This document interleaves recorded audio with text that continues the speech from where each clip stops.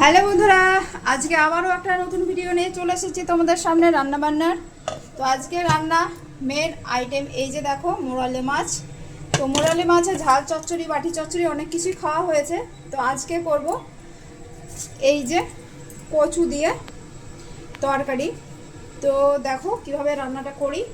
তো চলো, তেল গরম হয়ে গেছে, তেলটা দিয়েছি সর্ষের তেল, ভালো করে গরম করে নিয়েছি। এই যে মাছগুলো এবার ভেজে তুলে নেব।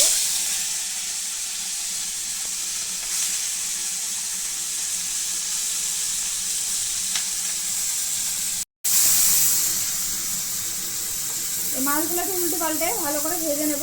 তারপর মাছের জন্য মশলা এই যে দেখো, হাফ টিস্পুন সরষে নিয়েছি কালো, আর এদিকে ছোট এক কুচি আদা নিয়েছি। আর এই যে ঝালটা নিজের মতো করে দেবে, আমি আমার মতো করে ঝাল দিয়েছি।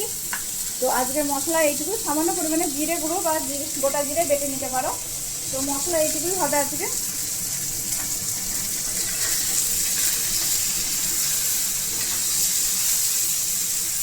এই মাছগুলোর মানে যেভাবে করে রান্না করা যায় বন্ধুরা, সেইভাবেই ভালো লাগে। তো আজকে ভাবলাম একটু এইভাবে করে দেখি।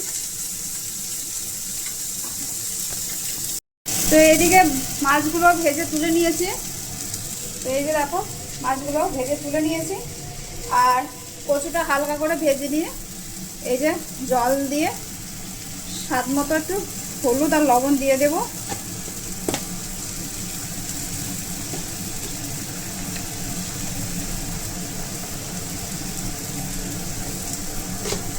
তো লবণটা দিয়ে দিলাম।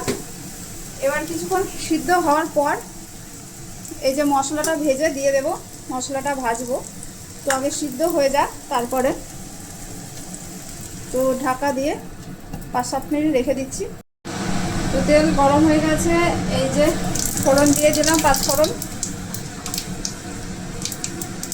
ফোড়নটা একটু ভাজা ভাজা হয়ে গেলে যে বেটে রাখা মশলাটা আছে সর্ষে বাটা আর সামান্য পরিমাণে জিরে দিয়েছিলাম গুঁড়ো, ওটা এখন বেটে নেব। তো মশলাটা ভালো করে কষিয়ে নেব। এই যে দেখো, তারপর যে কচুটা সিদ্ধ করে নিয়েছিলাম সেটা এর মধ্যে দিয়ে দেবো, তারপরে মাছটা দিয়ে দেবো। তাহলে আর কি মোরালে মাছের কচু দিয়ে ঝোল হয়ে যাবে।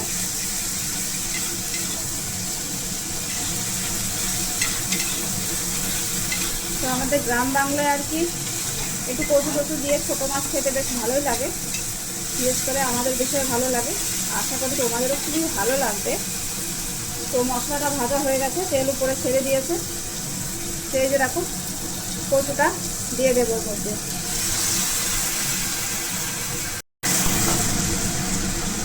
কচু যেহেতু সিদ্ধ হয়ে গেছে, তো এই মাছগুলো ঢেলে দেবো।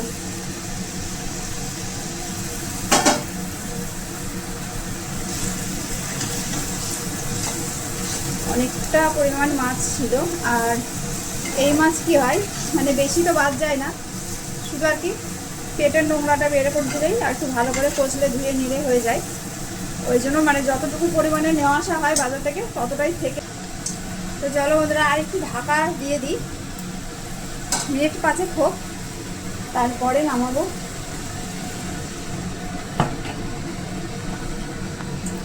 ঢাকনাটা এই যে তুললাম, তো দেখি একটু নেড়ে চেড়ে, মোটামুটি দেখতে তো বেশ ভালোই হয়েছে। আর এটা খেতে ভীষণ মানে টেস্টি হয়। একদম কচুগুলো গলে মোম হয়ে গেছে। তো আমার সবজিটা রেডি হয়ে গেছে, এবার নামিয়ে। তো মোরালি মাছের কচু দিয়ে ঝোল রেডি। তো এবার নামিয়ে নেব।